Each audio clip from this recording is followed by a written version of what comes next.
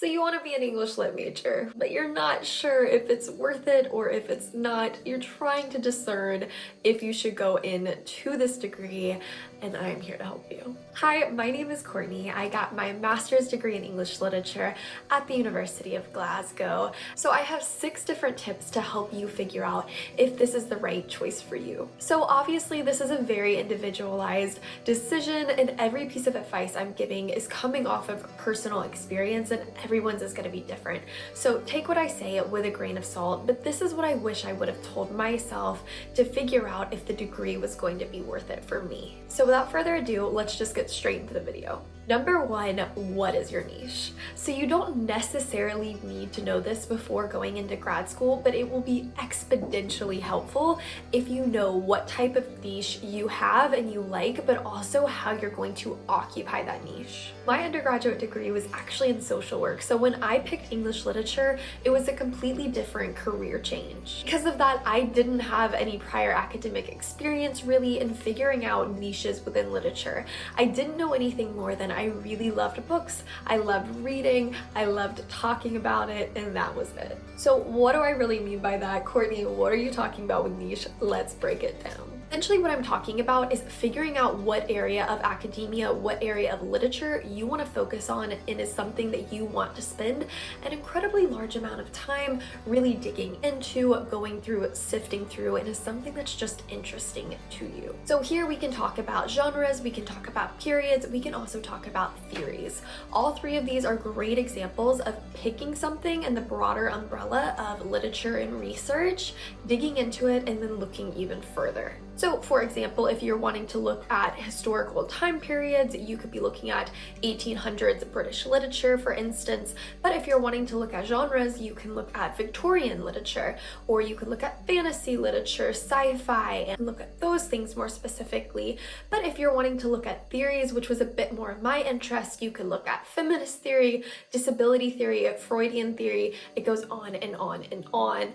But you have to pick one of these things really to center your research around. So once again, it can be theories, and then you apply that to different novels, different books, looking at different authors, but it can also be genres, it can be time periods, and a bit more expansive in that direction. One example of a niche, so that I'm not talking in hypotheticals so much, is, for instance, you are interested in fantasy literature. So the overarching umbrella, you have literature, then you have fantasy literature.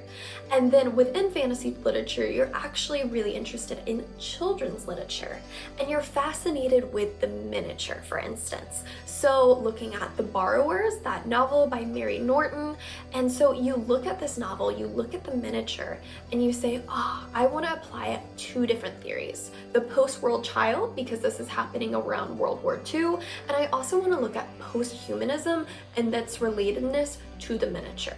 So you can see that in this triangle, you went from literature, looking at a specific genre, fantasy, children's literature, 2 theories, post-humanism, the post-world child, historical context, and then you narrow that down to Mary Norton's The Borrowers, and you apply these concepts to it.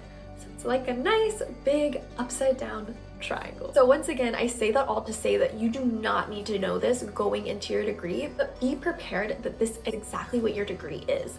If this isn't something that sounds interesting to you, if it's a little bit tedious, if you're more of a generalized person, I would really consider if this is worth getting at the post-grad level, because this is all you do all day, every day for your full degree, at least in my experience. So is this something that you want to do, you're interested in doing, and is this the type of research you want to do moving forward? Number 2, asking yourself the question, why? Why do you want to get this degree specifically? And something that ties really largely into that factor is, what type of job do you want to get? Getting an English literature master's degree is a big financial commitment, it's a big time commitment, energy commitment, but also on top of that, when it comes to time and career choices, instead of going and getting into the job field for 2 years, you're choosing to pursue this degree. So you're losing time making yourself more marketable with more experience in these other ways while pursuing this degree. So you really want to make sure it is worth your time, and if it is something that genuinely will help you in your career moving forward. Most people usually go to grad school if they want to get jobs in academia academia, you want to be a professor, or I know a lot of people that actually went because they wanted to get into the publishing industry. So there's tons of different reasons, and let me tell you, there is not one right reason. So please don't misunderstand me when I say what kind of job do you want to get. I'm not telling you that there is a specific right one, or honestly that the one you think going into grad school is the one you'll end up doing after.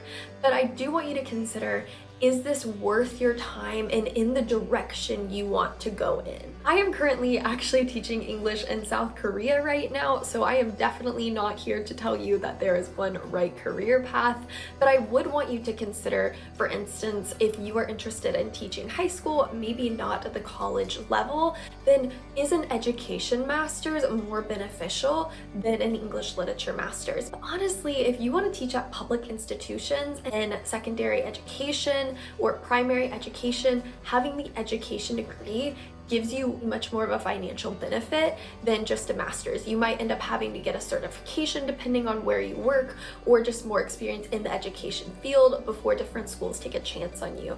So really asking yourself, is this degree going to lead me to where I want to go? And if you don't know where you want to go yet, perfectly fine, but is it in the vague direction that you're trying to travel? Number 3. This is something that is really helpful to know, and especially if you are going in without an undergrad in English literature, this is essential to think about. So number 3, is there a dissertation component to your master's degree? So the different programs that you are looking at are going to tell you a vague layout of the type of courses that are required for you to take and not required for you to take, so certain electives. But at the end of the course, it's pretty much set in stone if you are going to have to do a thesis, or in the instance of the UK, which is where I went to school, they call it more of a dissertation, which looks a little bit different than a dissertation in the States. Also folding into this is what exactly your program looks like. So in the States, I knew if I applied for an English literature master's, I would have to do 2 years of a master's degree.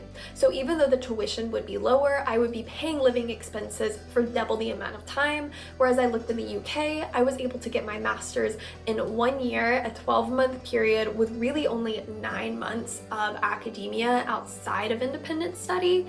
And so because of that, I chose to do English literature in the UK, specifically Scotland, because I cut my living expenses in half then, even if tuition was a little bit more. So it ended up evening out, but would take half the amount of time. But something that's definitely worth noting is that in the UK, for instance, there's not a ton of TA positions. So in the States, it might take double the amount of time, but you do have longer to complete your courses in that way, a bit more diversity in the courses you can take, and you also have teaching opportunities that can make you more marketable for jobs in the future. Whereas in the UK, it's a bit more of an expedited process. You have to be really specific about which classes you take because you can only take so many. You do have your research area, your independent research at the end.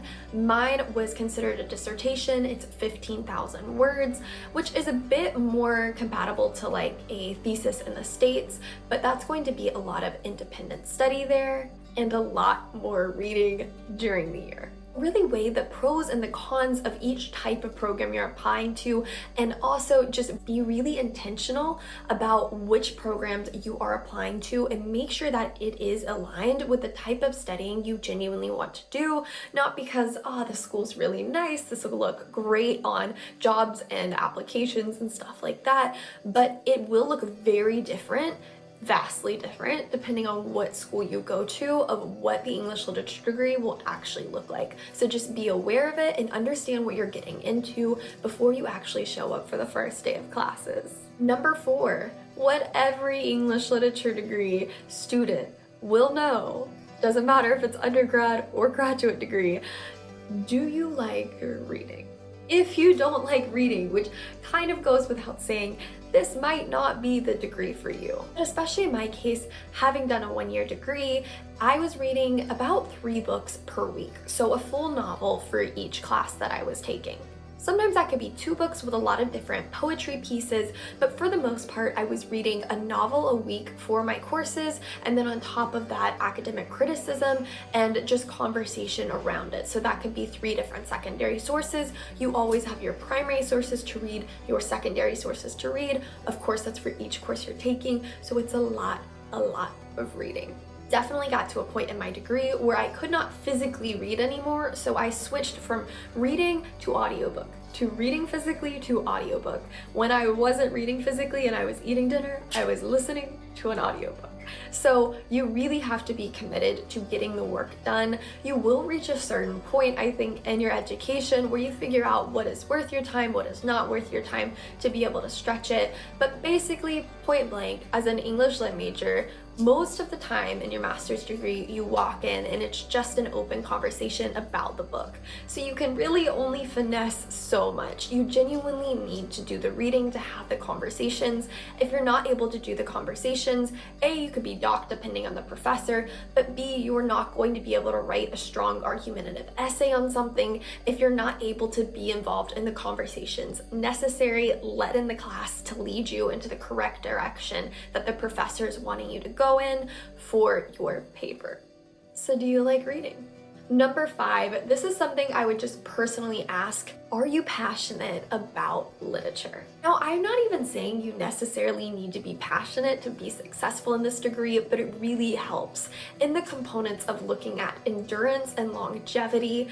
Really what fuels you, I find personally, is passion for it. I can talk about Jane Eyre all day, every day. That is my thing. I love to do that. I love talking about Vic Lit, even though that's not necessarily what I focused on in my degree, but I just think that it's really fascinating. So the reason that I want you to ask yourself if you're passionate about it or not is simply for endurance purposes. Because if you don't have your why, then following through on your commitment to get this master's degree might be really difficult. You'll find yourself questioning it. So if your why is simply, I want career opportunities open in the future, that's definitely important, but are you genuinely interested in the subject? Because if not, you might get to that career choice and you might think to yourself, why am I going to do this for the rest of my life?